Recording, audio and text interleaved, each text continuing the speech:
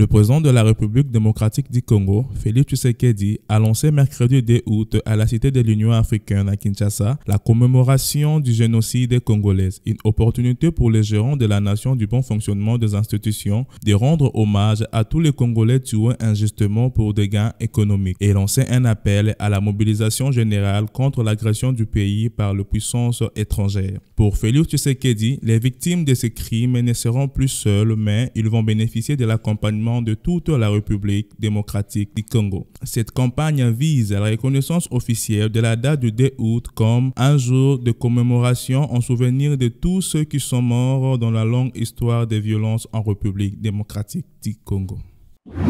La cérémonie de remise de brevets à dessein du jeu auditeur de l'ordinaire et 6e session du collège et des défenses de la promotion de l'école supérieure d'administration militaire. Le 16, le CHES2 est inspiré du modèle français, belge, américain et chinois. Cet établissement sanitaire apprend de former et de permettre une réflexion prospective et de recherche stratégique sur les questions de sécurité. Officiers, FARD et des armes émis des États de la communauté économique des États de l'Afrique centrale. Cet événement a été marqué par la présence du président centrafricain et parrain de la 8e session ordinaire du CHES2, le professeur Faustin Archange Touadéra. Pour rappel, c'était l'occasion d'une double cérémonie, clôture de l'année académique 2023 et ouverture de la nouvelle année 2023-2024.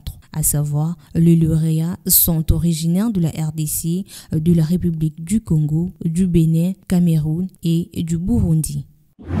Dans le cadre de renforcer la coopération bilatérale entre la RDC et la Chine, le Premier ministre Jean-Michel Sama-Lukonde a reçu ce jeudi 3 août 2023 Matinoise. Les échanges entre les deux parties ont tourné autour de la mise en œuvre de grands projets socio-économiques en faveur de la RDC. Ces délégations étaient conduites par Zhou Rui, le ministre chinois, assistant du département international du comité central du Parti communiste chinois, PCC en sigle. La délégation chinoise est venue rassurer le gouvernement congolais de son pays en faveur du développement économique et social de la RDC. D'après le ministre chinois, le président Félix Antoine Tshisekedi effectue sa visite d'État au mois de mars pour un partenariat de coopération stratégique et avec cette rencontre avec le Premier ministre et pour continuer les efforts, enfin, de bien mettre en œuvre les consensus des gouvernements pour enrichir l'area de coopération stratégique globale. Le PC politique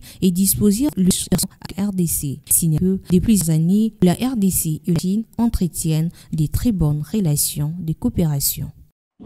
La Commission électorale nationale indépendante de la République démocratique du Congo est face à un nouveau défi à relever, à savoir la convocation de l'électorat pour les élections de députés provinciaux et des conseillers communaux. La cérémonie officielle a eu lieu le mercredi 2 août. Ainsi, les électeurs congolais sont appelés à choisir leurs conseillers communaux pour la première fois depuis plus de 30 ans. La CENI rappelle également aux partis politiques l'importance de représenter des listes en prenant en compte le seuil de recevabilité qui sera appliqué tant pour les élections de députés provinciaux que celles de conseillers communaux. Pour rappel, depuis la convocation de l'électorat pour la députation nationale, le 25 juin 2023, la CENI a reçu pas moins de 25 000 dossiers de candidatures, soit en moyennant 50 candidatures par siège, un taux sans précédent depuis les premières élections démocrates de 2006.